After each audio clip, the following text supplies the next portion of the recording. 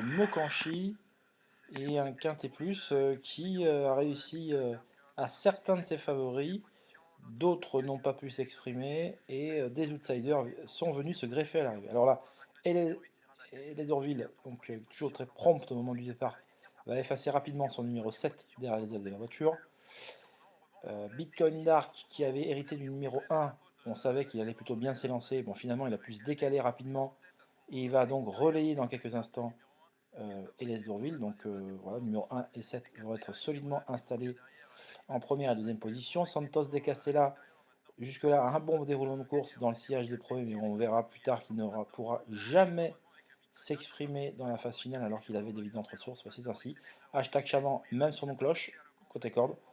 Donc ça va être un petit peu un mouroir côté corde, hormis Bitcoin Dark, parce que Hélès d'Urville, ce numéro 7, ne va pas pouvoir accélérer et finalement va rentrer dans sa perte des chevaux derrière lui. Donc là, vous avez GK Justice qui va venir faire le forcing à un tour de l'arrivée pour se porter aux côtés de l'animateur Bitcoin Dark. Il y avait 86 contre 1 pour GK Justice. Et on verra il va se montrer fort courageux dans la phase finale, profitant, il est vrai, des malheurs de pas mal de concurrents, notamment côté corde. Bon, là, on arrive on est dans l'avant-dernier tournant. Bitcoin Dark est en tête et les Orville en deuxième position. GK Justice est en troisième à l'extérieur. Santos de Castella attend son heure côté corde.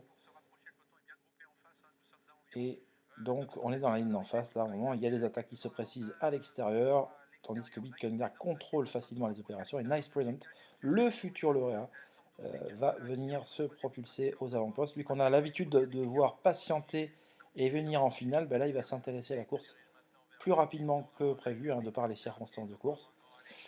Voilà, donc il vient relayer GK Justice. Et là, Go Gigi va être contrainte depuis Woodline en face de venir en troisième épaisseur de nez au vent. On se dit, elle va rapidement céder, elle va céder, et finalement il n'en a rien été. Elle également aura profité du fait que les chevaux n'aient pu s'exprimer côté corde pour continuer à son rythme, et finalement va pouvoir contenir les assauts pour la quatrième place. Donc elle se montrera très courageuse, cette Gogo Gigi, qui réalisera par ailleurs la meilleure performance de sa carrière à l'attelé. Vous voyez, beaucoup de chevaux ne peuvent pas s'exprimer en dedans, c'est le cas de Gagneur. Voilà, il y a beaucoup de chevaux qui ne peuvent pas s'exprimer, on ne va pas tourner autour du pot. Et voilà, donc ce qu'on peut dire sur cette épreuve, beaucoup de chevaux, je vous remets les derniers mètres, la phase finale. Regardez les malheurs côté corde de Santos de Castella qui est bloqué, hashtag Chaman, bah, il voit qu'il y a un rideau devant lui, ben, ça sert à rien d'assister inutilement. Donc c'est un coup pour rien. Gagneur pareil. As de cœur est quand même décevant. Furizo Fini termine correctement à l'extérieur.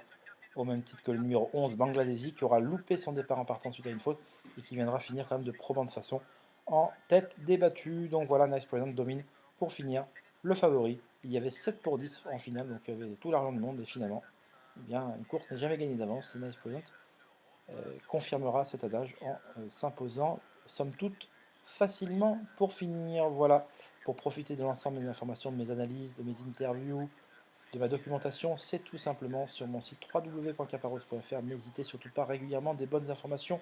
Je vous souhaite une excellente journée et on se dit à très vite. Bye bye.